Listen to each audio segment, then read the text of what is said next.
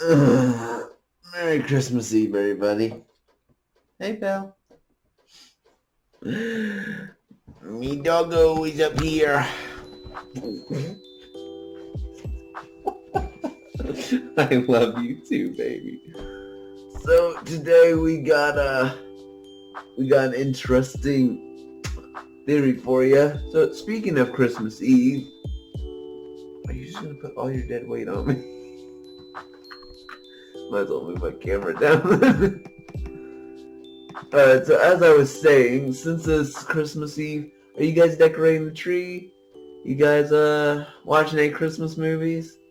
Speaking of Christmas movies, that's what this theory is about.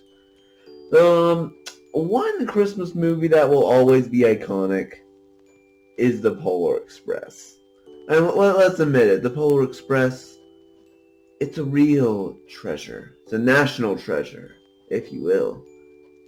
So, something ironic about the film is not only its theme of belief, but also the fact that half the cast is actually played by Tom Hanks, including the narrator behind the main character, the conductor, and the hobo on top of the train. This has led to a huge theory that whether Hero Boy believes or not depends on who he turns out as, the conductor or the hobo. But I'm not here to discuss that. Well, maybe a little. But instead, I love you, Belle. But instead, I'm here to cover the origins of the hobo on top of the train. You see, he is a ghost. So, how did he become a ghost? I think I figured it out. But since he appears for only about 20 minutes in the whole movie, I don't really have that much evidence to present, but I'll try my best. So please don't hate me for this if there's something in here that you don't agree with. So when we meet the hobo, it is established right off the bat that he is a ghost. Because not only did he somehow make a fire on top of a train without the fire burning out, or somehow not freezing, but we later see him disappear into literally thin air. So, he may be a ghost. We actually hear something very interesting from the conductor towards the end of the movie, which will support my theory in a huge way. On the roof making my rounds when I slipped on the ice myself. I reached out for a hand iron, but it broke off. I slid and fell, and yet I did not fall off this train. Someone saved you? Or something. An angel. Maybe. It appears that the conductor is talking about the hobo, which we can assume in the movie. So using this information, we can assume that not only is he older than the conductor, but he may also be a part of the train staff. And maybe even the conductor or the engineer. Or maybe just some random employee. Are you gonna lick me this entire theory? Are you gonna lick me this entire video? I love you. Come on, guys, you cannot love this little girl right here. Alright, but just allow me to explain myself, okay? We also seem to realize that literally out of all the times we see the hobo, he stays on top of the train. And even though he says that he can get off of the train whenever he wants, I don't think that's actually the case. You see, with a lot of cases regarding ghosts, they can only stay in one place, most likely the place that they died, which is where he actually died, as shown from this scene. How about a nice good hot cup of joe?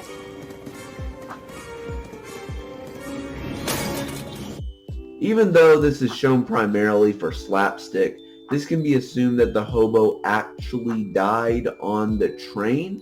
And we see a moment way earlier on in the movie where the hobo warns Hero Boy about the tunnel known as Flat Top Tunnel, and is oddly specific about how low the chances are of surviving this.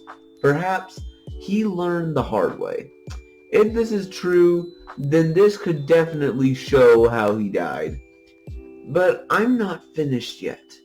I found out exactly who he is. I know for a fact he is not a kid.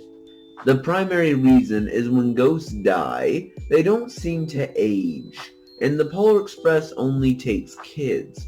So that would mean the hobo had to be someone associated with the train. According to the know-it-all kid, the train is a Baldwin 284 S3 class Berkshire type steam locomotive. Built in 1931 as the Baldwin Locomotive Works. It weighs 456,001. But in reality, the train is actually modeled after the Pierre Marquette 1225. Looking at all the different jobs on the train, I could not find any that require you to be on top of the train. But what I believe is that the hobo had a job where he actually delivered the hot chocolate. I would think he would have been a conductor or an engineer, but actually I think he's one of the hot chocolate waiters, mainly due to his obsession with coffee. It seems he really loves his cup of joe, and it seems to distinguish that coffee is for adults and children get hot chocolate, even though the adults and children must get hot chocolate on Christmas, no matter the age. So perhaps after he did his rounds, he decided to step outside for a moment, but got too close to the top of the train. And he was a first-timer, which explains nothing. No, it literally just explains nothing. Doesn't have anything to do with it, or it doesn't have anything to do with if he believes in Santa Claus or whatnot. Or does it? See, here's one of my big questions. Where did all the adults come from if the Polar Express only takes kids? I believe that the kids from the past train rides grew up and decided to work with the Polar Express or something.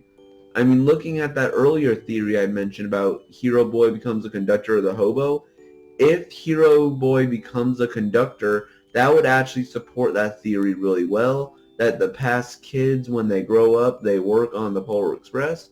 So that would mean the waiters and the engineers also work with that. So if the hobo was a kid, now hear me out, when the hobo was a kid, he may have went to see Santa, but Santa did not choose him to have the first gift of Christmas. And I believe that he grew up to work with the Polar Express, but eventually started thinking, was Santa actually real? Or was it all my imagination? This led him one night to go outside, and he decided to climb towards the top of the train, and then boom, kill count. My last piece of evidence. There was a deleted scene talking about the hobo's death, but no one can find it, so there's a chance it may not actually exist. So yeah, I believe the hobo had a childhood where he went on the Polar Express, but contradicting Hero Boy, he never truly believed in Santa Claus, which resulted in him still going to the train because it was fun, and eventually worked on it, which ended with his entire upper half being cut off. And that also explained why he doesn't believe in Santa Claus and why the top of the train is the only place he is ever seen. Oh, and the front of the train, but still, I mean, it's still on the train. You can believe this theory, or you cannot. Your choice. But it's still, remember that factor I said earlier, that there's limited evidence on this one, and that, honestly, I don't even know if this movie was meant to be theorized about. Well, I mean, of course it was. I mean, look at all the irony. Of course they wanted us to theorize about it. So, yeah, that is the theory. That is the Polar Express hobo theory. Our baby girl's still up here. So, yeah, I am... You know what? Never mind. Oh, and this is the co-host Bellamy. And I will see you guys on the other side.